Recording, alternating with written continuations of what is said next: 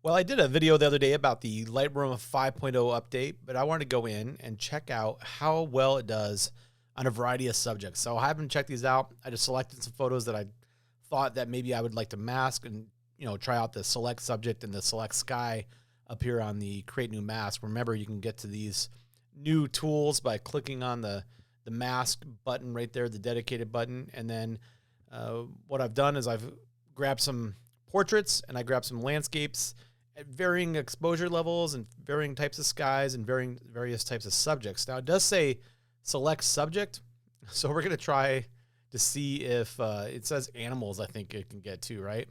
And foreground objects. So we're going to see how well it does with these. So a couple family sessions first. I'm going to click select subject. And yeah, look at that. It got them almost perfectly. Let's go to the next one. Select subject. Holy cow. That's pretty sweet. That does a good job. So far, this thing is amazing. It totally gets what I want.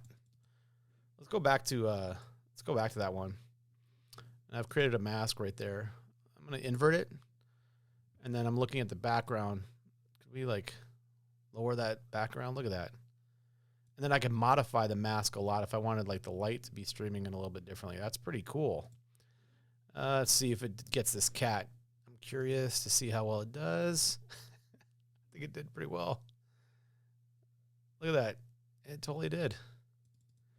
All right, dog. Let's see what's up. Let's see if we get you. Holy cow. I keep saying holy cow. Is that annoying? I bet you it's annoying. It got the dog pretty well. I can't do crazy adjustments, but wow. That's fantastic. Real quick. Let's go to another dog one. So far, we're basically, that's perfect. At 100%. Adobe's doing an amazing job. A slight miss of the hair right there, but you would never notice that anyway. It's pure white. Wow.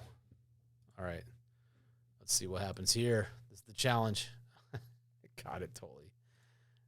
My son with the cat. Perfect, pretty much. Gosh. That's about as well as you could hope for one click. It even, let's see. Did it get his arm? It missed that part. See that little part of his shirt there? It didn't pick up that part of the mask. That's another one that we can do an easy pickup on. You just paint that part back in, and that's how easy it is to fix. So it saved a lot of time. It did a pretty good job. Let's do another dog one. Perfect, almost. Gosh, maybe it is perfect. Look at that. This is pretty awesome. All right, a little more complicated maybe. No, it totally just rocked that. Just got it. Almost perfect. Again. All right, so here's some ones where, these are not great candidates because the extreme contrast from the sky and the leaves are always problematic for selections. They're always a little tough for me. So let's see if it does a decent job. Yeah, not too bad. I could darken that a little bit. If we wanted to make selections, we can go in then and add that part. How do we do that? What's the best way to do that? The luminance range. So we're going to add that to the selection. Did that work?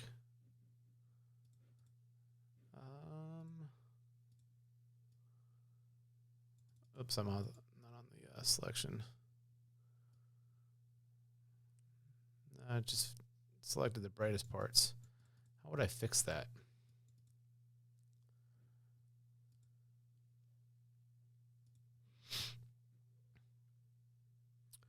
All right, so we're on to some.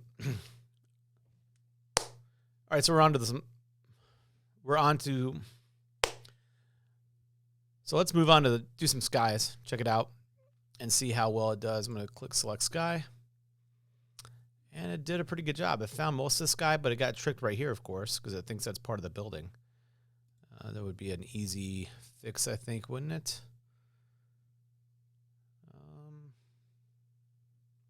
probably have to use a brush and just paint in there really carefully, wouldn't I? That'd be the only way to do that part. So that might take a little bit of time to add that in and get in close for the details. Still, it's better than having to do the entire thing, so that's not too bad. Let's go to this one, see what happens here. This one's a lot tougher, I think, probably. Select the sky. And not too bad. These are not great candidates. This, if you wanted to do something with these, this would probably be one that's a lot more complicated to take into Photoshop and do some more advanced stuff.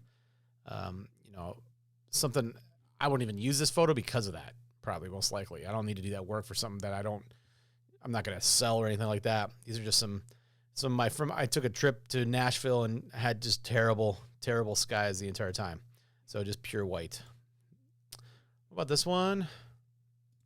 Oops, wrong tool. Let's do the select sky. Yeah, another one. Didn't do that great of a job. There's a lot of ways in Photoshop to refine the masks, and I don't think we have the ability to do too much of that here. No. But that's okay.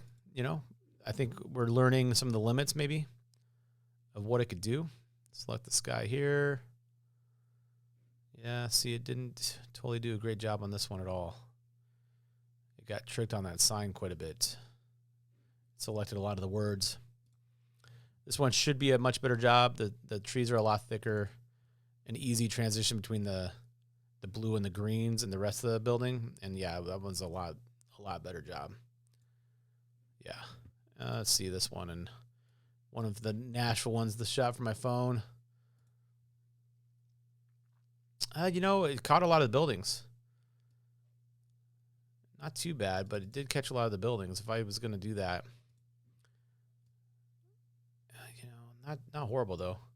What would happen now if I go to select subject, create a new mask, select subject? See, it's going to see and miss that part down there for whatever reason. I could add to that part of the mask. You can paint it all in if you wanted to. They don't really have any like rectangle selections or anything like that. Yeah, see, that would be a problem. Didn't do too great on this one, although it's workable, right? It's something that you could work with a little bit, maybe. And then this one was a dark sky one. My terrible dust on my sensor that day. Not good. Select the sky, and I thought this one was going to have a problem. Did I select the sky? Oh, I selected the subject. Select the sky instead. Yeah, it kind of did all right. It's bleeding a lot into the other areas. But, for a quick edit, not too terrible. So, I think it did a decent job just to give you a little peek into how well it does on some variety of subjects. I think it did pretty well, but you got to just make sure that you're paying attention to what kind of stuff and don't overextend your expectations on what the machine learning could do yet, right? I bet you it'll keep getting better and better. Well, until next time, subscribe, ask questions. Hope you got a little bit out of this, and we'll see y'all later.